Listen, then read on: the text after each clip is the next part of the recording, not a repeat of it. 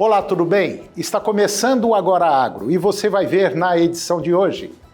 Mercado físico do boi gordo voltou a registrar preços em alta. Projeto 5925 quer reduzir a zero as alíquotas da contribuição do PIS, PASEP e da COFINS sobre as rações e suplemento para a alimentação animal. DDG e WDG sobem de preço nos mercados de Goiás e Mato Grosso. Baixa oferta de bois terminados para abate e a demanda aquecida no mercado externo mantém a tendência de alta para a arroba do boi gordo no Brasil. Vamos falar dos mercados da soja, do milho e também da implantação de pastagens depois da colheita da soja. O Agora Agro já está no ar.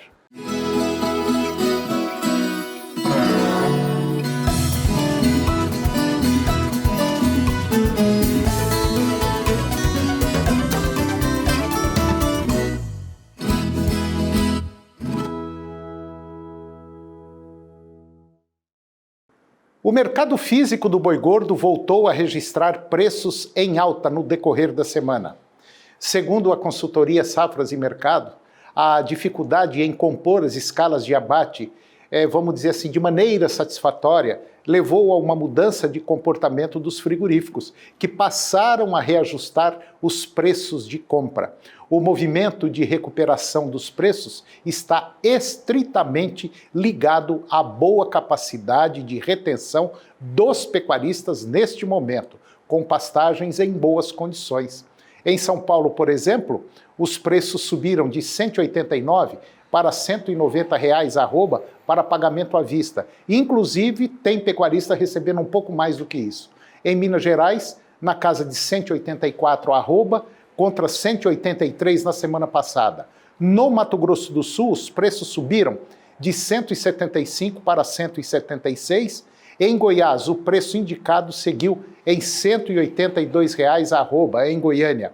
Já no Mato Grosso, o preço ficou em R$ 173. O mercado atacadista ele volta a apresentar preços acomodados. A tendência de curto prazo ainda remete a reajustes dos preços em linha com a entrada dos salários na economia brasileira. Além disso, a retomada das aulas é outro motivador de consumo e pode levar a alguma alta dos preços no mercado atacadista, com ênfase principalmente no corte dianteiro.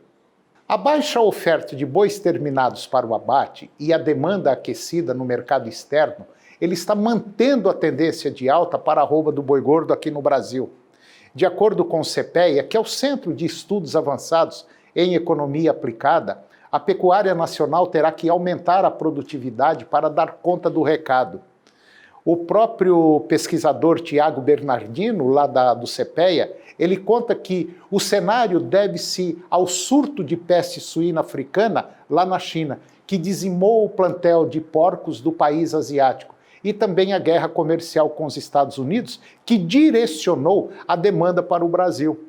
Para as próximas semanas, existem expectativas de que as vendas da proteína bovina se aqueçam num movimento tipicamente sazonal de início de mês. Se confirmado o maior fluxo de vendas da carne bovina, o mercado pecuário também pode registrar preços mais fortalecidos para a arroba do boi gordo.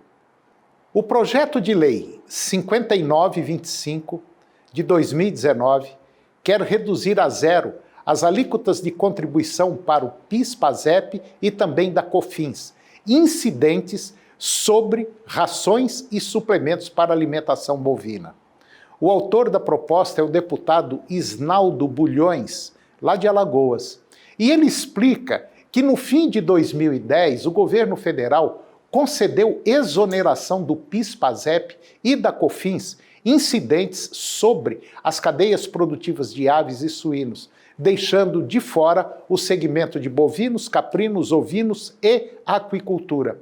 Segundo o texto, a medida não se aplica às vendas a varejo e seguirá normas definidas pela Secretaria da Receita Federal. O Sindicações, que é o Sindicato Nacional da Indústria de Alimentação Animal, em estudo com a consultoria MB Agro, constatou que a desoneração para rações bovinas poderia aliviar o custo da produção de carne bovina e também do leite.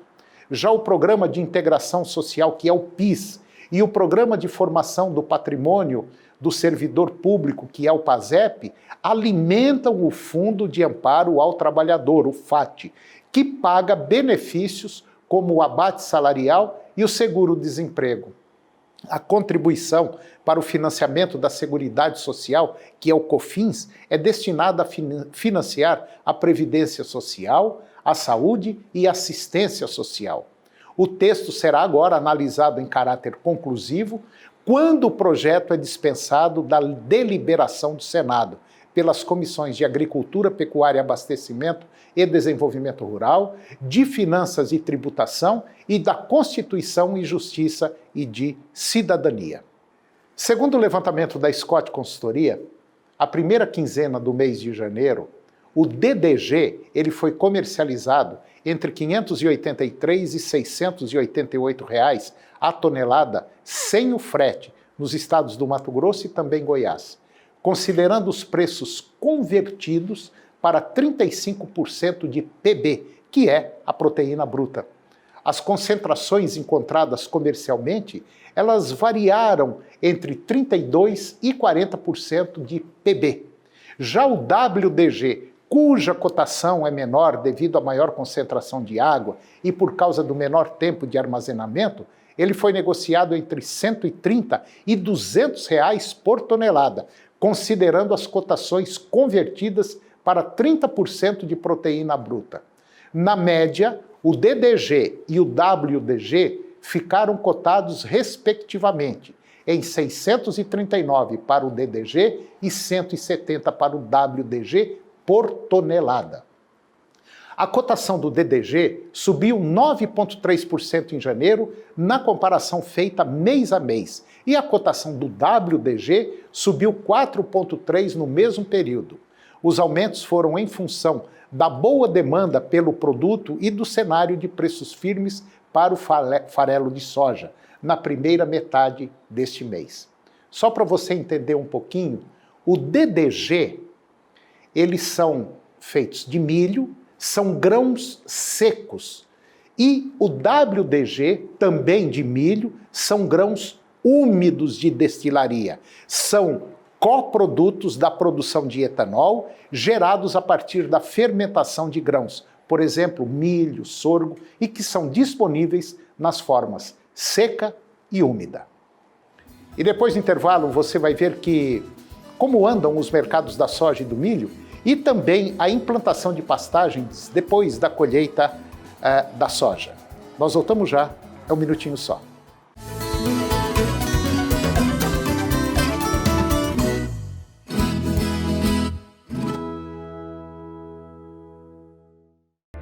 No portal Pai Eterno, você tem acesso ao conteúdo oficial do Santuário Basílica de Trindade. Confira notícias sobre a devoção ao Divino Pai Eterno, acenda uma vela da fé e muito mais. Acesse paieterno.com e faça parte desta família de amor.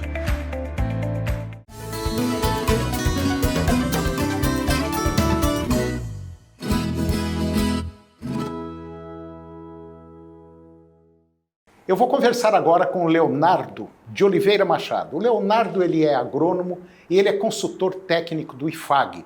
E nós vamos bater um papo muito interessante hoje, que existe um clima assim de expectativa no mercado em relação à produção principalmente de milho, agora nessa safra 19 e 20, e também da plantação do milho safrinha. Leonardo, mais uma vez, obrigado pela sua presença aqui no nosso programa, para a gente falar de um tema interessante, que é essa preocupação, principalmente dos produtores de frangos, suínos e, por que não, de bovinos também, de corte e leite, em relação à produção de milho. Haja vista que o Brasil é um grande exportador de milho, né? Como é que você está vendo essa situação hoje? Olá, é um prazer estar sempre aqui. Obrigado. Bom, o mercado do milho, ele sofreu nessa última safra, e tem sofrido nessa também, com a questão da situação de escassez. O Brasil se tornou um dos principais exportadores de milho do mundo. E isso fez com que a gente exportasse grande parte da nossa produção, fazendo com que a gente tivesse uma certa escassez no mercado, elevando o preço desse cereal. E agora a gente inicia essa colheita de primeira safra, que não deve ser tão grande como tem sido de costume no nosso país, e a expectativa muito do mercado vai ficar para a segunda safra, que ela começa a ser plantada agora e vai ser colhida lá em junho, em julho. E aí as condições climáticas vão ser essenciais. Nós estamos na mão de São Pedro. Estamos na mão de São Pedro, como toda atividade agrícola. Toda atividade agrícola, né? Mas, de maneira geral, essa safrinha que vem por aí, ela é mais preocupante porque nós tivemos esse atraso no plantio da soja, né? E a soja deve se sair muito bem esse ano, né? Mesmo com atraso, nós devemos ter aí uma produtividade muito boa, né? Muito boa. O atraso ele não interferiu na soja. E como você bem colocou, ele interferiu no plantio da safrinha, uma vez que você vai ter um atraso na colheita e, consequentemente, vai ter um aperto maior na safrinha. Então, isso pode também trazer um prejuízo para essa cultura. Mas tudo vai depender muito mesmo de como vai ser o clima daqui para frente. Como vai ser o desenvolvimento dessa safrinha. Leonardo, o Brasil não passou ainda, mas está prestes a passar os Estados Unidos na produção de soja. Nós já estamos aí basicamente no calcanhar dos americanos. E uma das preocupações que a gente tem também é em relação à exportação de soja, devido a esse acordo que foi fechado China e Estados Unidos, mas a gente tem que ver também que os americanos não têm soja para oferecer tudo para o chinês. Quer dizer, você acredita na sua visão que esse acordo China e Estados Unidos pode dar uma prejudicadinha no Brasil ou o mercado mundial ele é carente de soja? Há 2 anos que iniciou esse imbróglio entre Estados Unidos e a China. E, consequentemente, isso deu um gás nas nossas exportações. A gente saiu numa exportação de 50 milhões de toneladas para 70. É muita coisa. A gente ganhou esses 20 milhões, que era o mercado americano. Sim. E a expectativa é que, aos poucos, esse mercado volte um pouco para os Estados Unidos. Mas que não deve tirar do Brasil o trono de maior exportador, né, dessa commodity no mundo. Então a gente deve sentir um pouco, isso é normal, mas a gente acredita que esse um pouco vai ser sentido a um longo período, porque a China ela bem colocou, ela deve comprar conforme for da conveniência e de acordo com o mercado. Isso foi bem colocado pelo premier chinês. E hoje a nossa soja é mais competitiva que a soja americana. Então a gente acredita que os impactos, se ocorrerem, devem ocorrer, será de longo prazo. Agora, nós estamos vivendo uma situação, eu não diria estranha, mas eu diria assim preocupante em relação, primeiro, influenza aviária na Europa. Um problema seríssimo esse aí. Peste suína africana na Ásia, principalmente China. Agora vem o coronavírus, está começando a espalhar isso aí. Isso significa dizer que, se nós formos o Brasil mais uma vez abençoado e não pegar nenhum desses problemas, nós poderemos ter aí uma demanda muito grande na área de exportação. Não só de soja, milho, frango e suíno. Com toda certeza. A demanda por proteína animal ela pode crescer por causa dessas enfermidades que você bem elencou. E a gente está preparado para isso. Temos que melhorar principalmente nosso quadro logístico para tornar nossas exportações ainda mais competitivas. Era uma coisa que eu ia tocar depois, esse problema de logística é sério. É sério para se tornar cada vez mais competitivo e exportar ainda mais, porque o mercado vai abrindo. A nossa ministra tem feito esse trabalho de abrir novos mercados e agora a gente precisa se tornar ainda mais competitivo para colocar nossos produtos lá fora. Lembrando sempre que a gente sempre faz essa colocação, né? 1 quilo de frango é 1 quilo de milho que está exportando na forma de valor agregado. Então, quanto mais melhorar isso, melhor vai ser para o nosso agronegócio. E nós temos mais um outro país também, populoso, talvez seja o segundo maior do planeta, que é a Índia. E agora, recentemente, teve lá uma missão brasileira e parece que acertou 15, 16 acordos de exportação, de comércio entre Brasil e Índia. É um outro mercado violentamente grande, né?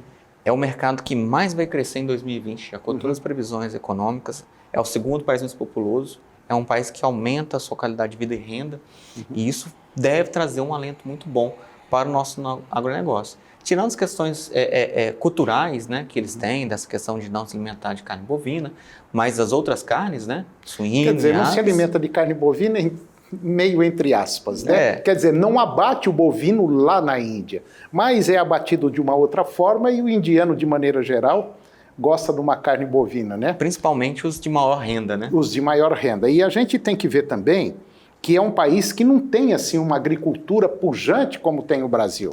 Quer dizer, o índice de pobreza, infelizmente, é muito grande. É um país com muita gente, muita boca para comer e precisa de um suplemento que vem de outros países e, no caso, seria o Brasil. Com certeza. Como a gente sempre coloca, né? O primeiro passo que se dá no momento que aumenta a qualidade de vida é substituir um pouco a alimentação de cereais por proteína animal, né? E é esse o boom que está ocorrendo agora no mercado indiano e que o Brasil pretende aí aproveitar e se tornar a China um bom parceiro comercial. Agora, em relação a Goiás, você teve aqui acho que umas 2 semanas, não me lembro exatamente quando, e nós falamos da colheita, do início da colheita da soja aqui no nosso estado. Esse ano, nós vamos ter assim uma produção, uma produtividade boa? É o que tudo aponta. As primeiras colheitas, como a gente colocou, têm sido muito boas, as produtividades bastante elevadas nas regiões. Tudo indica que a nossa produção ela ultrapassa os 2 milhões de toneladas, que é um recorde para o estado. Os 12, né? 12 milhões de toneladas, que é um recorde para o estado, devido a essas questões de alta produtividade. O produtor tem cada vez mais utilizado a tecnologia. E quando São Pedro ajuda, o resultado sempre é nesse crescimento de produtividade. Milho goiano, vai ser mais ou menos ou ainda nós também estamos preocupados com a nossa produção e produtividade? A primeira safra deve acompanhar muito o que a gente colocou para a soja, né? São boas produtividades. E a safrinha agora vai depender muito de como vai ser o plantio que se iniciou, né? Devido à questão do atraso e toda a questão climática, para que a gente possa... acredito que a gente não deve bater o recorde da safra passada, mas que a gente aproxime desses números, 9 a 10 milhões de toneladas de milho. Isso é bom, né? Muito bom. Agora, rentavelmente falando, está sendo bom para o produtor também, né? Apesar dos aumentos de custo de produção. A gente tem aumentou, coloca, mas né? o que manda também é você ter uma produtividade razoável e você está conseguindo comercializar isso aí com lucro. Pode não ser aquilo que o produtor esperava, mas está tendo um lucro legal. Sim. Perfeito. O aumento do custo ele é consequência do aumento da tecnologia, né? Claro. O produtor aumenta a tecnologia, tem aumentado o seu custo. É verdade. Porém, no momento, tem proporcionado uma boa rentabilidade, fazendo com que ele cada vez mais invista no seu negócio e cada vez produza mais. É verdade. Bom, eu conversei com o Leonardo de Oliveira Machado. O Leonardo é consultor técnico do IFAG e nós falamos aí de um tema pontual. Você que é produtor de soja e milho, fica atento aí principalmente ao dólar e às condições climáticas. Leonardo, mais uma vez, muito obrigado pela sua presença aqui, participação e até o próximo. Muito obrigado a você pelo espaço, a gente vai estar à disposição sempre que precisar. Obrigado, Leonardo. E depois do intervalo nós vamos falar sobre implantação de capim junto com milho. É um minutinho só, nós voltamos já.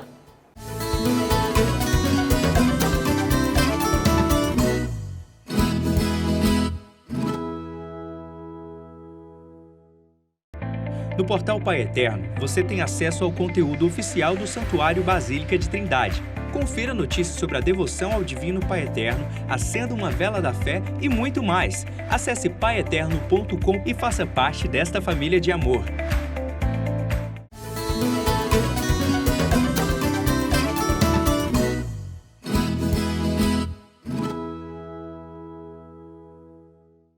Eu vou conversar agora com o Euraime de Queiroz Cunha. O Euraime ele é doutor em Ciências do Solo e é responsável técnico pela Sementes Santa Fé. Euraime, mais uma vez, muito obrigado pela sua presença aqui no nosso programa. E eu tenho certeza que você que está aí do outro lado vai gostar da conversa que nós vamos ter, principalmente se você é produtor de leite e produtor de gado de corte. Euraime, mais uma vez, obrigado pela sua presença. E para a gente discutir um tema muito interessante, que é a introdução de pasto junto com o milho, que talvez tem muita gente que vai fazer mais uma silagem ainda. Tudo bem, Euraime? Tudo bem, Toninho. Muito obrigado pelo convite novamente. Em nome da empresa, eu agradeço a oportunidade. O prazer é nosso, Euraime. Euraime, muita gente plantou soja e virou já uma coisa típica no Brasil. Tira a soja, entra com o milho. E muita gente colhe o milho e deixa depois 3, 4, 5 meses a terra nua, sem fazer nada. Só recebendo vento e tendo assim até, entre aspas, uma erosão eólica. Mas isso aí não vem ao caso agora. O que vem ao caso é você aproveitar a área que você tem para plantar capim junto com milho. É isso mesmo? É isso aí, Toninho. É a oportunidade agora, né, com o milho segunda safra, fazer os sistemas integrados. né? Seja ela com as uroclose, que são as usesienses, piatã, braquiarão, pânico de porte alto, pânico de porte baixo. Isso tudo depende do projeto de cada propriedade. E aí nós temos cada linha de trabalho e cada linha de técnica para ser utilizado mediante a necessidade individual de cada produtor. Vamos supor o seguinte, eu estou com a minha soja plantada lá e eu vou entrar com milho. Então lá vem a colheitadeira, está colhendo a soja, e amanhã eu vou entrar plantando milho em cima da palhada da soja, que é o que todo mundo faz, né? Isso. Eu já entro com o capim junto ou eu planto o capim depois? O procedimento utilizado dentro da técnica correta hoje é junto. E a gente tem utilizado em área total. Então a gente vem distribuindo a semente de forragem na frente e plantando o milho em seguida. Se o espaçamento do milho for menor do que 50 centímetros entre linha, a própria plantadeira já faz o movimento de cobrir a semente no solo, da condição da semente de forragem germinar bem.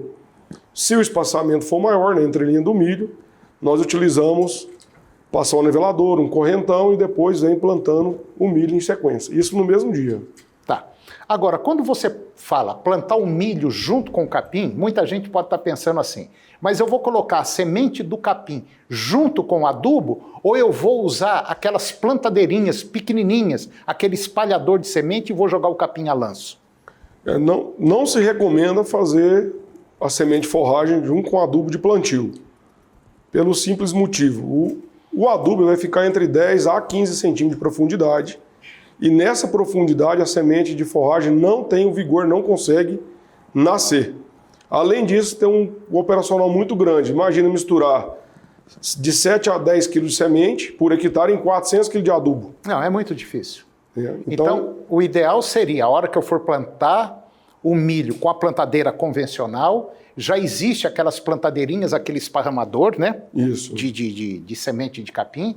Então eu faço juntamente com o milho. Na mesma hora eu já planto com aquilo ali. Isso. Quem não tem um Vincom, ou não tem um Lancer, ou não tem um Amazon, uma distribuidora de semente tradicional, se usa muito as máquinas elétricas hoje, já acoplada na plantadeira ou no cabeçalho na frente do trator, distribuindo a semente em área total e a plantadeira em seguida plantando o milho, cobrindo a semente de forragem, dando condição para ela germinar. Eu não quero fazer aqui propaganda, mas que veio na cabeça agora, às vezes você não conhece esse equipamento, mas tem o espalhador de sementes, né, que é o da Ikeda, né? Isso. Aquele pequenininho, ele é elétrico também, a bateria, né? Tudo movido a bateria. Tudo a bateria. Você põe ou na plataforma da plantadeira, dos lados, ou então na frente do trator, liga e ele vai jogando essa semente de capim e, por incrível que pareça, sai uniforme, sai uma beleza, né? Além dessas máquinas elétricas, além dela ter a capacidade de regular a quantidade por hectare de semente, ela tem também a regulagem da faixa de plantio. Então, depende do tamanho da plantadeira, ela vai ajustar aonde a plantadeira passa, ela está ajustando a jogada da semente também. Bom, aí veio bonito, o capim veio bonito, o milho tá uma beleza, mais ou menos altinho assim e tal, e o capim vem junto. Existe uma competição entre o capim e o milho? O capim vai prejudicar o milho? O capim vai passar o milho ou não? Toninho, isso é o grande medo, vamos dizer assim, que o agricultor tem, do capim tomar a produtividade do milho. Se nós fizermos tudo dentro da técnica correta, que é adubação antecipada do milho no momento adequado, que é a adubação de cobertura, entre 12 a 15 dias pós-plantio do milho, é a primeira etapa para isso não acontecer. Feita a adubação de cobertura, 7 dias depois nós vamos fazer uma subdose de folha estreita, um herbicida que vai travar o capim. Nesse momento de travar o capim, é que faz com que ele vai ficar debilitado por um certo período, e aí o milho vai absorver o adubo de plantio e de cobertura e vai sombrear o capim. Aí o capim vai ficar debilitado. Depois, quando o milho começar a secar, aí ele vem que ele vem perfilhando e que vem vegetando novamente. Então eu dou um tapa no capim, dou uma adormecida nele com herbicida. Esse herbicida não vai matar o capim. Se usar as subdoses adequadas e o produto adequado, não. Ele vai só enfraquecer o capim, ou seja, o dialeto mesmo do campo é dar um tapa no capim, ele vai ficar travado e aí depois, quando entrar a luminosidade, que ele vai voltar a vegetar e sobreviver. Bom, então chegou na época da colheita, eu estou lá com o meu milho, bonito, beleza, e está lá o capinzinho. Meio fraco ainda, meio zonzo, né? Folhinha estreita.